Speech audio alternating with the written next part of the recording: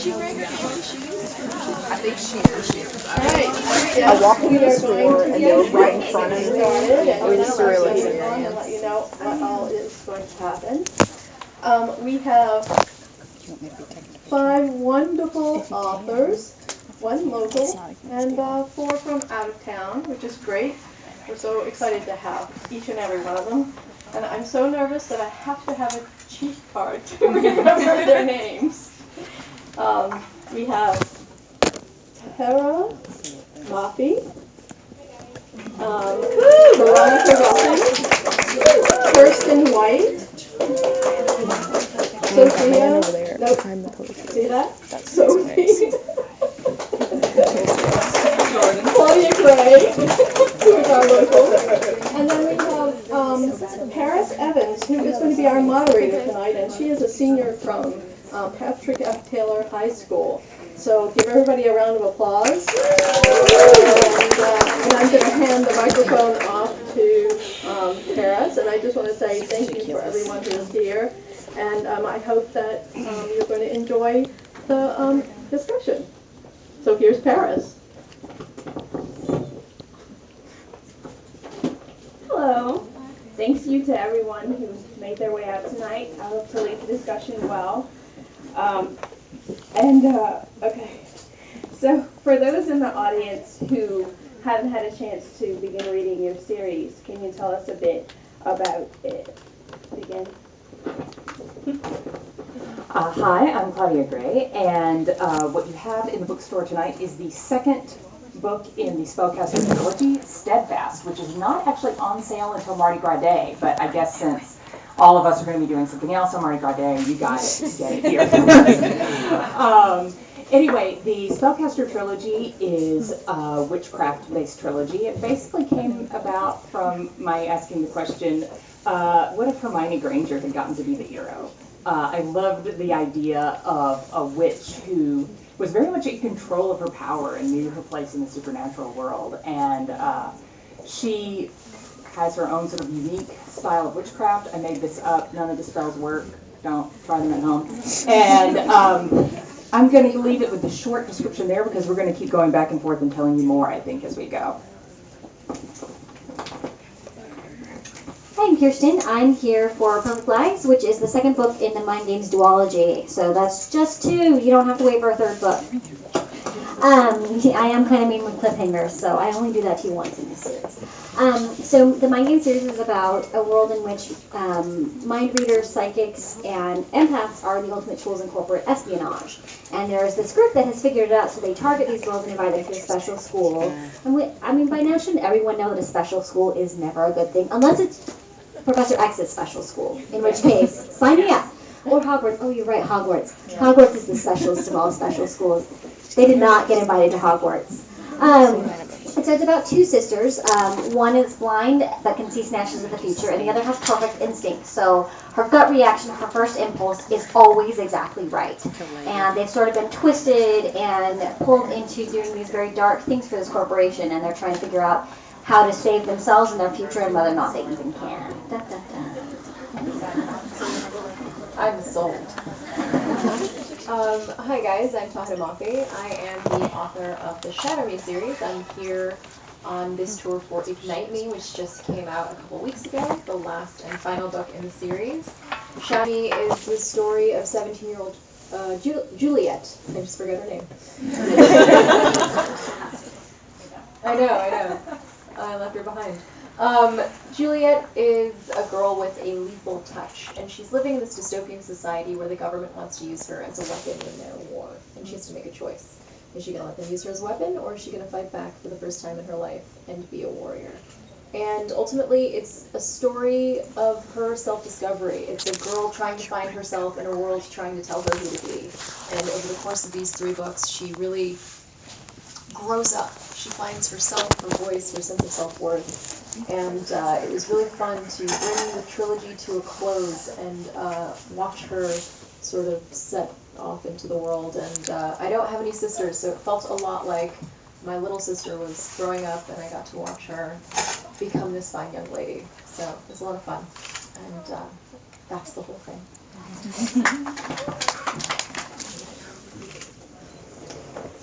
Hi, I'm Sophie. I'm the author of the Firelight trilogy, which is completed now, and I'm here tonight to talk about, I'm on tour for Uninvited, which is a new book and a duology. It's a 2-book series. I got the idea for Uninvited when I finished the trilogy, and I was thinking about what I wanted to do next. I was trying to almost force a lot of ideas, and none of them really felt right until one day I was sitting in my son's Little Gym class. Do y'all have Little Gym in Louisiana? I have to clarify so y'all know what that is. Okay. Well, it's like a kid gymnasium. So all the moms are behind the glass and we can look inside and watch the toddlers play, but we're not supposed to go in there for any reason really. So, but every week we'll go to this class, and there was always this really aggressive little boy, which I've kind of forgotten his name, but I've dubbed him Timmy because I feel it's safe. Like, if your name's Timmy or your child's name's Timmy, I'm really sorry. I'm not talking about him, I promise. So every week Timmy would be really aggressive, and whenever the coach would turn her back, he would beat up on the other kids. And one day he had the coach turned her back, and he had this little girl face down and was like mushing her in the mat. And Timmy's mom was beating on the glass, "No, Timmy, no!" And let her breathe. And the little girl's mom looked very nervous, and I was just sitting there shaking my head and thinking to myself, wow, that kid's going to be a serial killer. And I was like, maybe that's where it starts, in Little Gym when you're 3. I don't know. Then my head just started spinning with that what-if question, and I've always been fascinated with the nature and nurture argument. So I fumbled for my phone, and I called a writer friend, and with really no, explanation, I just started talking. I said, there's this girl, and she's like 17, and she's a great student and popular and pretty and smart. Oh, and she's a music prodigy. She's going to go to Juilliard. Perfect life. Wonderful boyfriend. And it's, it's set in the near future or something, and we are suddenly in a society that is doing genetic profiling. And she takes a simple DNA test, and she learns she has a kill gene. It's called HTS. It's homicidal tendency syndrome. So any day now she could snap and become a serial killer, even though she's never hurt a fly. And then I realized it was really quiet around me in Little Gym, and I looked to my left and I looked to my right, and all the moms were just staring at me. And then, Timmy's mom was maybe gaping, and they all knew. They were looking at Timmy, and I was like, okay. I took the rest of the call outside, and I think the next morning I called my agent and I started writing right away. And that is the story. That's how Davy's story came to be. So.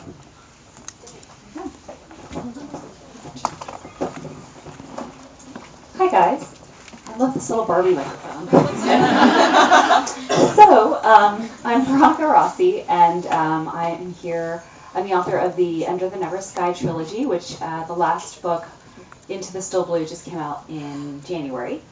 And the story it's a post-apocalyptic story. It's set 300 years in the future, and the world is devastated by these really horrific storms. And people have divided into 2 different groups. Some the very, very lucky have taken shelter in enclosed cities, and they have perfect lives. There's no illness. They live very long lives. It's just everything is pretty much perfect for them. In the outer world, it's the exact opposite. The few people who have survived have fragmented into almost like a tribal existence, and it's basically a daily fight for survival.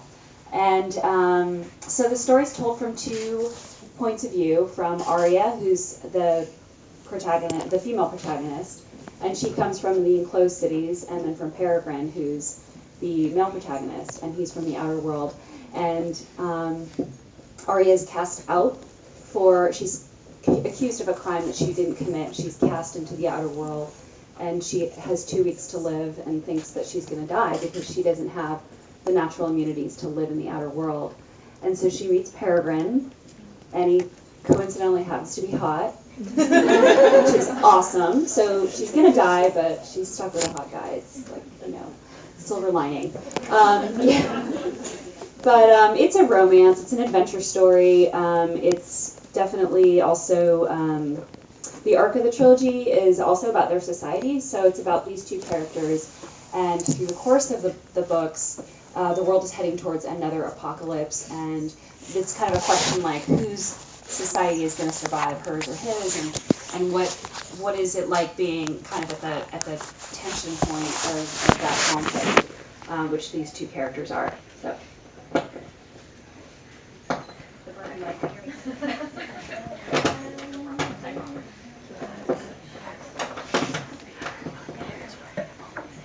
Those books sound lovely. I've read nearly all of them, and what I typically wonder whenever I meet an author or 5 authors is, what were you thinking while you were writing this story? Like, what did you hope to provide your readers with when you wrote your book? That is a really good question, and it's actually a totally new question, which, just congratulations. Well done. When I wrote the Spellcaster books, like I said, I really wanted to have a heroine who's very much in charge of her power, because, I mean, I have read and enjoyed and written books where the female lead discovers the supernatural, or somebody shows up and says, oh, by the way, you have a power. Did you know that? You have a power. You know, I love you, and then he vanishes. But, you know, I wanted somebody who had really fought for her place in this world, and Nadia has been studying witchcraft in secret ever since she was a little girl. In the world of Spellcaster, it's only practiced by women, sorry guys, and it's always very, very secret. You don't really even meet many other witches outside your family until you're an adult. And then just before the books begin, her mother leaves her dad, leaves the kids, she's gone. You know, so now she's been cut off from her teacher, she has all these new responsibilities, and I sort of wanted to show somebody, you know, I wanted to have a teen girl already have this power and own it and sort of rise up when she has this challenge and when she's faced with this dark sorceress who's much more powerful than her. There's no question that the villain is stronger, but Nadia's got to be smarter. So that's what I wanted. I wanted a heroine who was really had some power and control. Mostly what I was thinking as I was writing the sequel was, oh my gosh, I hate myself. Why am I writing another sequel? Sequels are hard.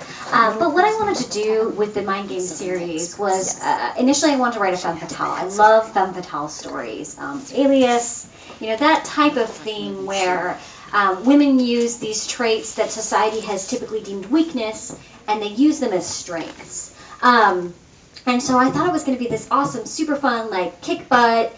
And then the very first chapter that I wrote was from Fia's point of view. There are 2 points of view, and Fia is the one with perfect instincts. And her voice, instead of being like, raw, I'm so awesome, I can kill anyone with a pen, she came, which, you know, that's how I would feel.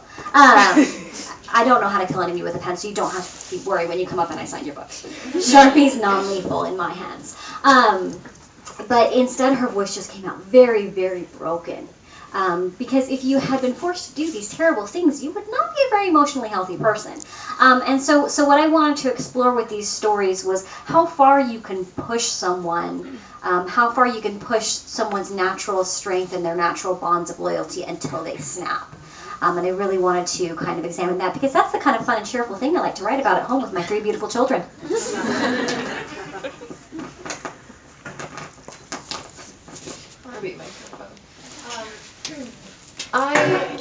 I think while I was writing the books, I did not have any conscious idea of what I was hoping anybody would get from them. I think that only arrives in retrospect when you're like, oh wow, my subconscious was really doing something there.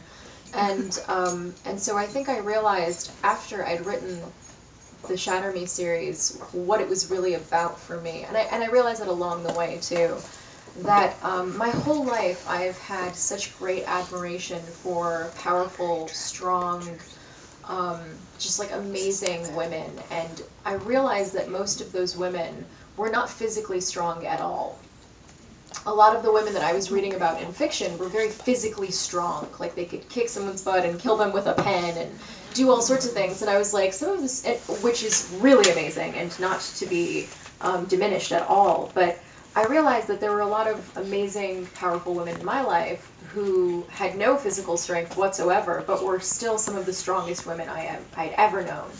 And I really wanted to explore the kind of girl who found that great inner strength and who could fight through her darkest days, her darkest hours, the most crippling moments of insecurity and that sense of self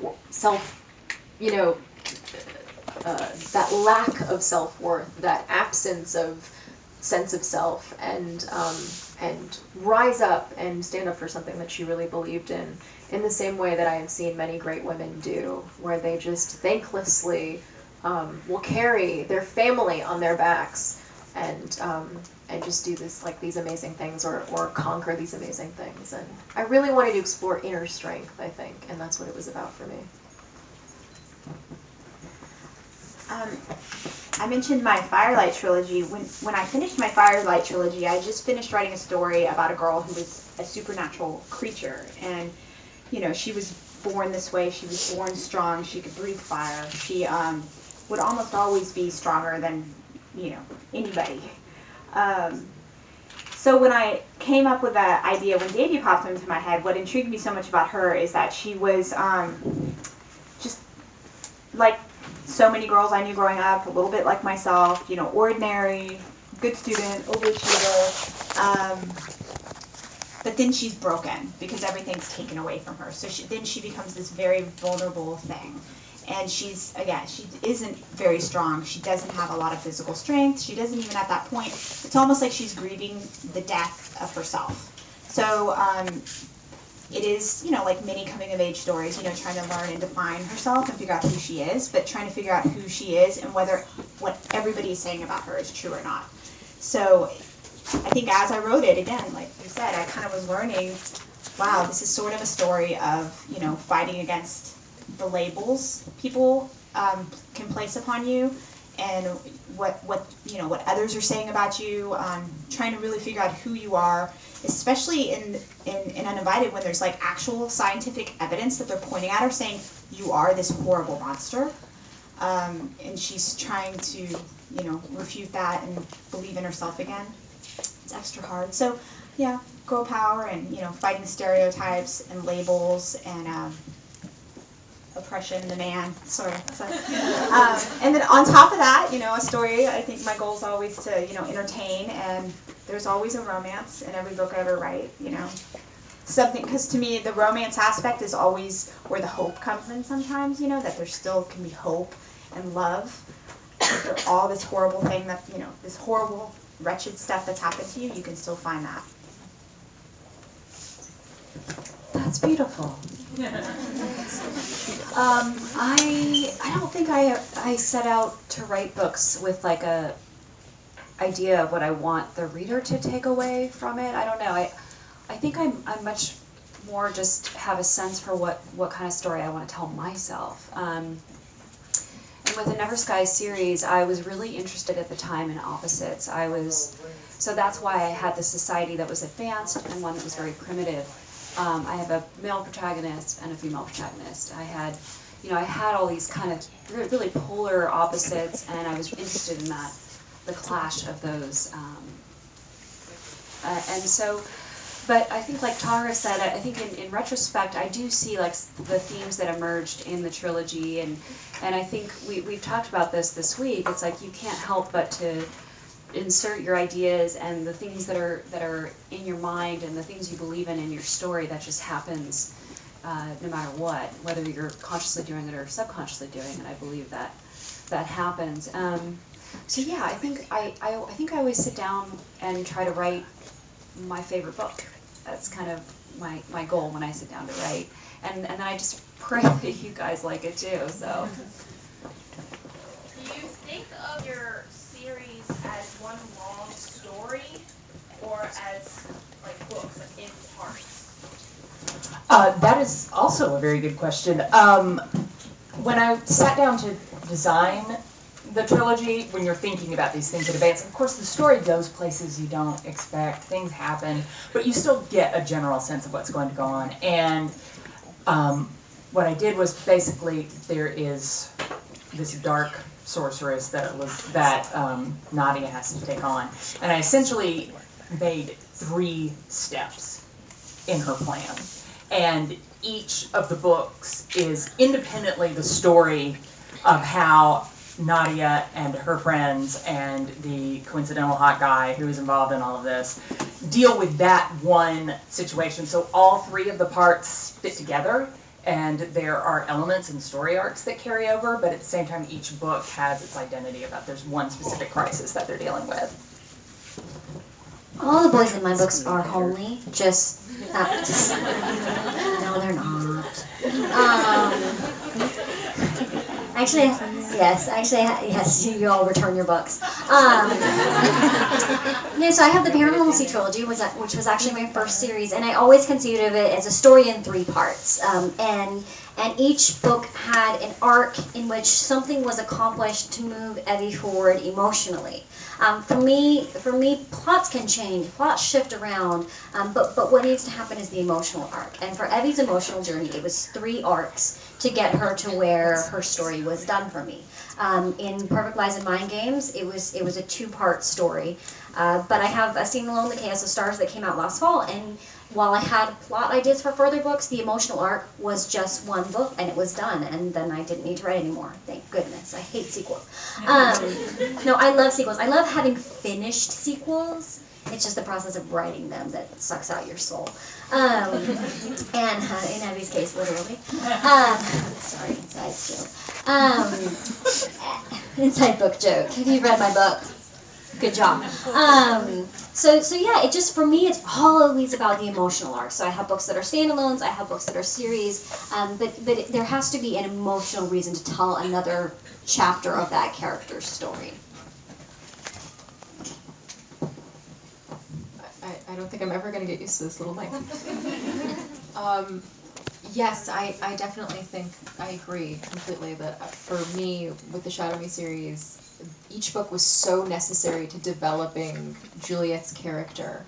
And also, when I set out to write the books, her voice came to me very vividly in this very distinct way, where the book is riddled with strike-throughs, repetition, misplaced grammar, sort of like disconnected thoughts, lots of hyperbole. She's very deep in her own mind, sort of on the brink of insanity, because when we meet Juliet, she's been locked up for almost a year. She hasn't touched anyone in 264 days. She has an obsession with words and numbers. She counts things to keep track of where she is in reality and time passing, and like little coping mechanisms that she's developed because her entire life she's been labeled a monster, and she commits this horrible crime, and she's just sort of losing herself completely. She's like this skittish, broken creature when you meet her, who's so down on herself that she can hardly stand the words inside of her own head.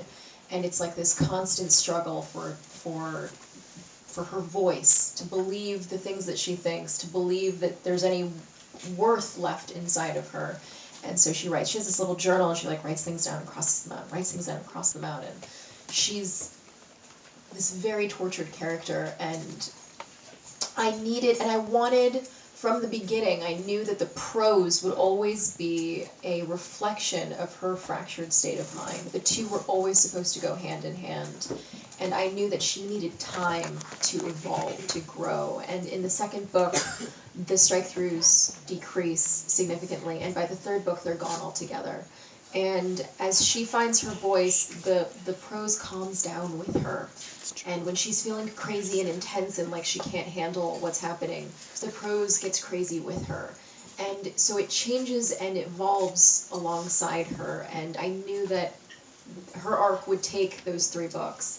And it was really satisfying to watch her. As I mentioned earlier, it was really satisfying to watch her grow into this, just like this girl who's no longer afraid to say what she felt and to stand behind it. And she needed time to grow, and this series was definitely necessary for that. I don't think I could have done that with 1 book. It would have been a very long book. Outline and trilogies. I turned in a trilogy outline for the Firelight, for the Firelight trilogy, and there were a few high points that I stuck with, and then I don't know. I thought I was teaching a class or mentoring someone, and she wanted to see outlines, and I was like, I'll just dig up the outline of like a book that's long been published, the last book of the Firelight trilogy, and I was just browsing, and I was like, wow. what book is this? Because it is nothing like the final product. I knew, in plotting the trilogy, I knew a few things. It was nice to have the time. It's a love or hate. It's nice to have the time to develop that character and that storyline, especially when you're telling such an epic story. There's the internal struggle, then there's outside forces. In the situation of writing the duology for Uninvited, I feel like I need to be careful because, it just came out 2 weeks ago. So I just finished the sequel, the final, like 5th revision of the sequel to Uninvited. I turned in last week. So it's a very different book. I feel like it's such a different book than the Uninvited, the first book, just because she's a different person. She's a totally different person by the end of it. I did a major twist that I didn't anticipate. One that I actually had to pick up the phone and call the editor and I thought we should talk this out, before I just send her an email. By the way, I totally changed the whole direction of where I want to take this duology. So, I don't know. I think as a writer, we surprise ourselves as much as maybe we surprise the readers. So. Yeah, I think for us the surprises are the fun part. Yeah, I think that's a big part of why I write is to be surprised. And my answer is actually very similar to what everyone has said here. I definitely, I care a lot more about character than I do plot. I care a lot more about the evolution of the character and that growth than I do. So I think with mine, I definitely knew what I wanted from each book in terms of the character growth, and I knew ultimately where I wanted to end up, but I wasn't totally locked into each, to plot points for each book. I needed space to be able to freestyle it. So. All right, we'll just go this way. Did you want? Okay. Sorry. Yes, we do need it over there. I can hardly mind.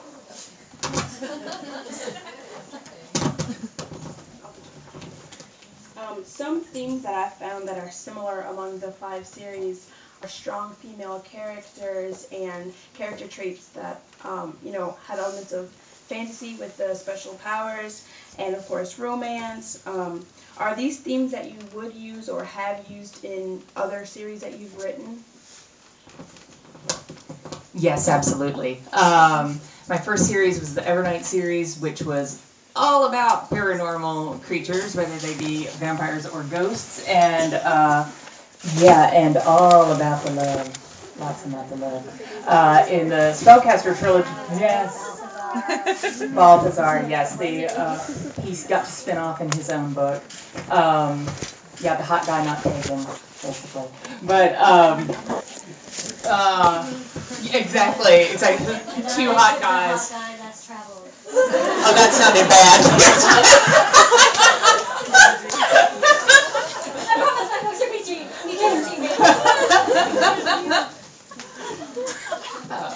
Well, it's true. Vampire was super old. He was a vampire, so he still looked really hot. Let's just make that really clear. It wasn't like Ebenezer Scrooge or something. Anyway, in the Spellcaster trilogy, there are actually 2 big romances instead of just the one. The best friend character and I'm going to admit, I've done this myself. A lot of times the best friend character is there to give the heroine a ride when she needs it and to talk about the thing and to give somebody an excuse. Oh, Dad, I'm over at so-and-so's house, And the best friend in this character, she's actually the one on the cover of Steadfast. She sort of comes up and becomes a second lead. She sort of had her own... She doesn't have any supernatural powers. She's sort of caught in the middle of this, what is going on? And she has this great sense of humor, and she ends up kind of having her own big love story. So yes, love stories everywhere, as many as I can fit in. I also love, Claudia has a book called Fateful. Werewolves on the Titanic, which... What more do you need to know? But my favorite thing is when I was on tour with her, people kept asking her if there was a sequel, and she's like, you do know what happened to the Titanic, don't you? There's not a lot of sequel potential there. Always my favorite. So yeah, I love writing teen stories with just a twist of the supernatural, or in the Paranormal Trilogy, I threw in all of the supernatural. vampires, werewolves, fairies, hags. Not a lot of hags in teen lit. They're not great love interests. Gremlins. I want to write a gremlins love interest because they actually have acidic saliva, so the kissing scenes would be really gruesome. So you know, I threw everything into there, and then mind games and. I know, I'm secretly evil. Well, if you've read Mind Games, it's not a secret. And then in Mind Games, I had this light sort of like sci-fi twist to it. And then in The Chaos of Stars, Isidora's parents are actual ancient Egyptian gods. I have a book out this fall set in a fake Edwardian England where there's a magic system with the gentry. And so for me, I love using those elements as metaphor. I love using them to examine and kind of blow way out of proportion these things that teens really experience. Because, you know, you might not actually have to wonder whether or not, you know, the teen guy you're dating is a paranormal creature who might want to kill you. But teen guys are pretty much paranormal creatures when you're a teen girl, right? Like, I don't know. I wish I had had a taser. I had really good dating experiences in high school. Anyway, sorry. I'm the queen of tangents. They're great. Well, they're disturbing. Queen of tangents, yes. So yeah, no, I love using the supernatural elements as a way of examining very real teen stories. That's just my favorite way to do it. What was the question? Do we? Yes, romance. Yes. Okay, so this is a question I can't properly answer because I only have the one series, so I've only written one series.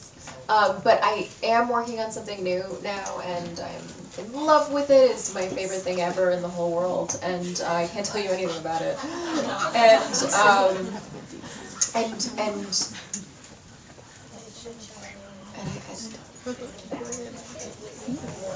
No, we're having like a side conversation here. Sorry, guys. So it's I'm trying to figure out how much I can tell you about it without telling you anything about it. But yes. But I will say it's not contemporary. It's not, you know, I mean, it's definitely it's highly it's good. It's good. I like it. But I love the romance. I think because I love romance. You know, it's not like I just like romance in books. I like romance in real life. I like romance everywhere. You know, a little romance here, a little romance. Everyone can be in love, and it makes me very happy. So I just like that. I don't really like the not that I don't like the horror. She turns to me. I might have been telling you about my next book idea. No, she was telling us about like anyway, you don't need to. So I love the magic, I love the adventure, and I love it in everything I read. I love all these ladies' books up here. I've read all of them and love them, and so I'm just. Yes, I'm fangirling now, which was a strange little turn there. You know, Sophie Jordan and romance, that's just, you know, it's not a mix at all. I don't know. Well, the Firelight trilogy was I always say I write stuff that's really romancy. And the Firelight trilogy is definitely that, and of course it had the paranormal element, like paranormal set within a contemporary world. So when I did finish it, remember I was like trying to like brainstorm what I was going to do next. I was really thinking I was going to go another paranormal route, that it was going to be something within the paranormal, maybe not shapeshifters, but definitely by the definition paranormal. So when I came up with this idea that was not paranormal, I was actually like, wow, you know, maybe my editor's not going to like that idea. And I'm not even sure what that idea is. So I decided, you know, it's set in the near future. It's a couple decades in. It didn't really qualify as dystopian, yet it didn't really qualify. It wasn't a paranormal. It really wasn't a thriller. It was, my editor's like, it's like pre-dystopian. And I was like, or speculative, which is such an umbrella term, you know. So I definitely don't feel bound to stay within the paranormal genre, and that doesn't mean I would never return to it, but I will definitely always have a romance in whatever it is I write, because that's the happy stuff. Yeah. I'm kind of with Tahereh on this one because I just have the one series, but I'm working on the next thing, and it's different but the same. So I'm noticing that there's certain qualities about it that are definitely there. Like I think I like really kind of epic scope stories that are pretty like worldwide in reach. But I don't know. I can't really say much about what the next thing is either. But I think there's definitely like I know what I like in a story. I know that I love a romance. I know I love lots of action in a story. I like pace in story. I like characters who develop. I love writing friendships. So I don't know. I think that's probably like what's going to just keep coming up in my work, even if the genre sort of switches a little bit this way or that way, even if the story is pretty different, those elements I think will always be in my work. Do you think these themes, these paranormal, dystopian themes, will stand the test of time? Because it's hard to be outdated with something so cool. Yeah, I mean, I think we have sort of like these bigger trends that happen, but there's still vampire stories coming out all the time, and people are always going to want to read those stories. And science fiction is not a new genre. The post-apocalyptic or dystopian story is not a new kind of story. It's been around for decades and decades, and I think we revisit those. Like I'm hearing right now some buzz that like horror's kind of coming back as a genre, but and horror was really big. Like I remember reading tons of early Stephen King, and that there was like a definite macro trend there of horror when it was like a big genre. But I think you have these waves, but I don't think anything ever really goes away. It comes back and it's reinvented, and new life is breathed into it by a new generation. I will say about genre and switching genre, that's one of the best things about reading for teens, because teens don't only read, like, I only read dystopian, or I only read contemporary, or I only read fantasy. Adult readers tend to be very much more, like, genre solidified. Whereas teens, you guys like a good story. You're the best readers, and you're the best people to write for. And I also like adults who read teen literature. I'm not leaving y'all out. I read teen literature. I love it. But yeah, like, I feel like there's a lot more, like, genre freedom within writing for teens, which is really nice. Yeah, I was going to add to that. I've got a science fiction YA trilogy starting in the fall, and as an adult, if you're writing for adults, you wouldn't get that much flexibility. Basically, a different pseudonym, everything. So that is wonderful that young adult readers are, by and large, a lot more open. Many of the characters in these 5 series have special gifts. Unfortunately, some of them are forced to use them for evil, but out of the talents that the characters in your books have, which talent would you prefer for yourself? I really like the witchcraft angle. I really do. All the other paranormal things, there are limits. It doesn't matter what it is your vampires can't do, whether it's go out in the sun without catching on fire or sparkling, either way. Can't cross running water, can't, werewolves got a silver problem. They always have limitations. Witches, they don't have any limits. They decide what they're going to do, when they're going to do it, and the only limit really to their power is their knowledge. So, yeah, I'm going to go with that one. Bonfires.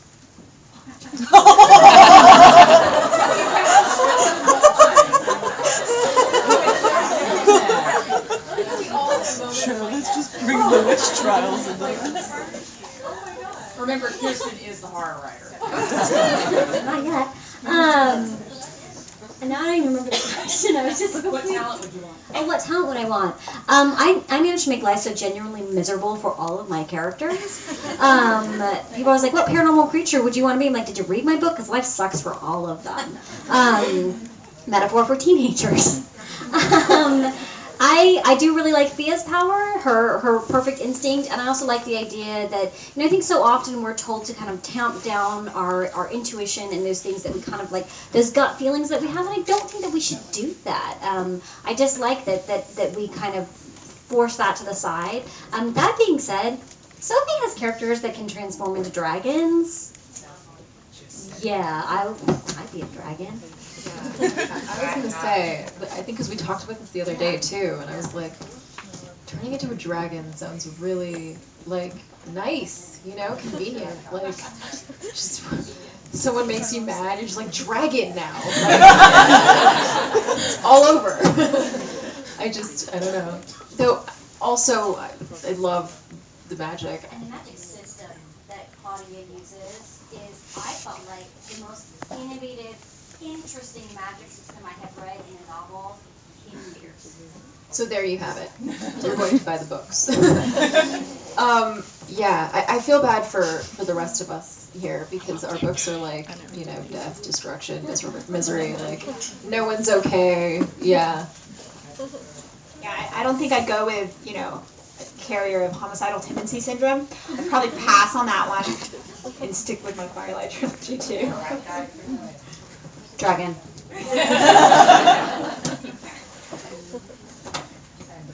Is somebody keeping track of the time?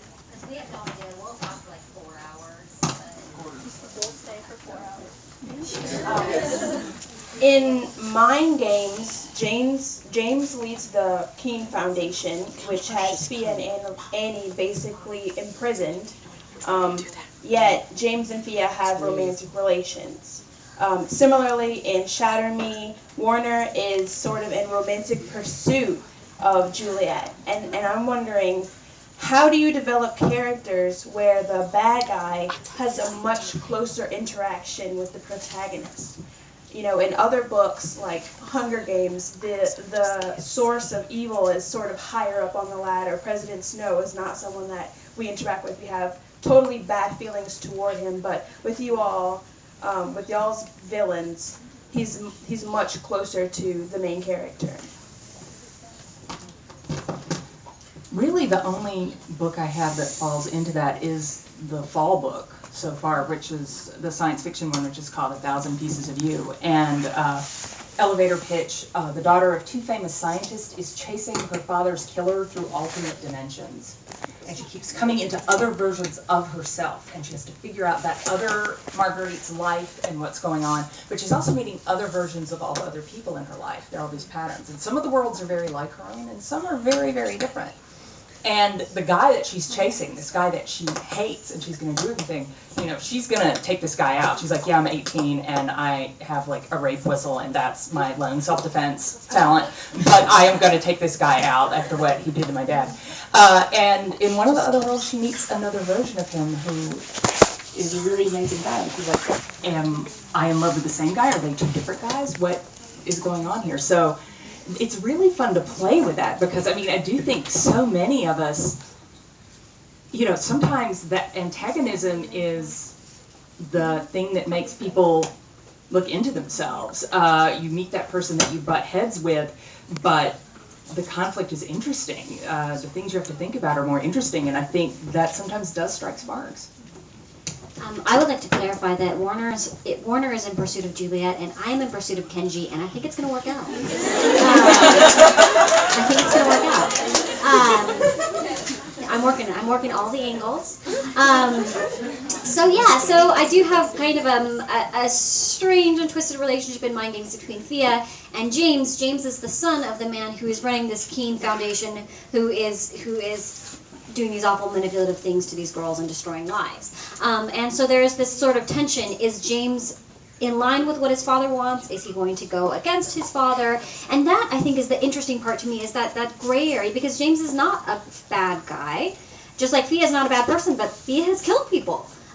So she's not actually a good person either. And I think that's where you find that tension that is so interesting to explore is, I love this person, but do I love the person that I would have to be in order to have a relationship with them, and where they would take me, where we would go together?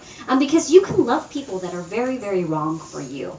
And that love can be a very genuine thing, but not a healthy thing. And these are the things that are fun to explore in fiction, but not in real life. FYI. I have a super, super boring, amazing relationship with my husband. He's not at all evil. Just FYI, Kenji is based on my brothers. 2 of them are single. So I'm sorry to your husband. We'll work it out. I was just thinking about that when you said that, because, you know, ladies, there is a chance. I have always been just absolutely fascinated by the way in which we are quick to jump to conclusions about people. The way that we immediately like judge a person. It's instinct. It's actually like a survival mechanism, which is very important and extremely useful because, like, you know, stranger danger is a very real thing, and you have to be able to tell, like, to be able to read someone immediately and say, okay, I need to back away. This is not a good place for me to be. I'm going to walk in the other direction, etc.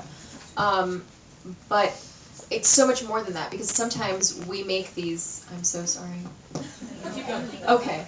What did I do? But sometimes we make these assumptions about people that turn out to be based on nothing more than something very superficial, than a series of our own past experiences that then lead us to make a negative, assumption about someone, etc. And I've just always found it so fascinating. And often we meet people who surprise us, and we think we know someone, and then the more we get to know them, we realize that there are a million reasons for why they are the person the way that they are, why they are the person that they are, and what made them the person that they are today. And they are some of the most fascinating people I have ever met in my life. And I wanted to meet more people like that, and in fiction, where it's really safe to explore just about anything. And I wanted to challenge the assumptions we make about people's characters. So that was important to me. In my last trilogy, there was, Jacinda and Willa had a very different relationship. I don't want to say insta-love, which you hear a lot, right, people talk about, but they were drawn to each other right away because, well, they couldn't be together, so it was very Romeo and Juliet. But, did you see that? Did you see that, Celine? Okay. In Uninvited, she starts off with the perfect boyfriend, and then she's introduced to this other character, Sean, who is a carrier of HTS, like she is. And so this is, again, what you're talking about, like, this is danger, this is who I should avoid. He frightens me, he scares me. Oh, wait, but I'm that too, so she's a little bit of a hypocrite. There's these, while she's trying to figure out who she is and deny what everybody's saying, the labels they're putting on her, she herself is putting the exact same labels on him in the beginning. And then so it is very much like, letting the walls come down, realizing who he really is, and in that process maybe discovering who she really is too. So, and it's just, it's excellent for building, chemistry and tension too, because it's not an immediate, like, it's a good, kind of enemies to lovers kind of story. So, yeah. I agree with everything, and I really love actually writing characters who are antagonists. Yeah, I really love that because there's like a saying that writers will trot out every once in a while, is that every character is the hero of their own story. And so, we all make decisions. We don't ever say, like, I think I'm going to do the worst thing I could possibly do today. I mean, that's a small percentage of the population, thankfully.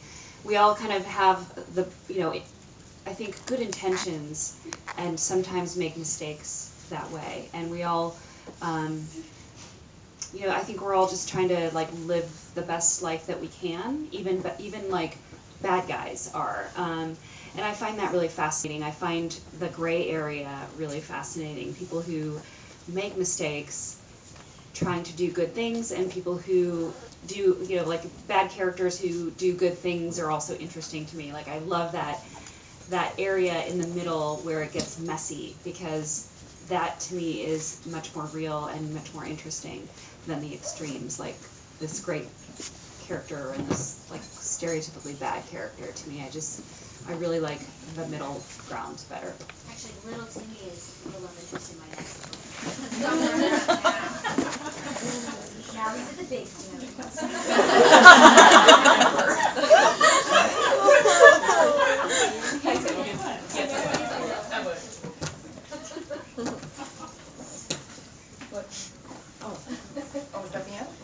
going to jump in here. Yes. I want to thank everybody for coming and supporting these fabulous authors. And thanks, Paris, for being our moderator tonight.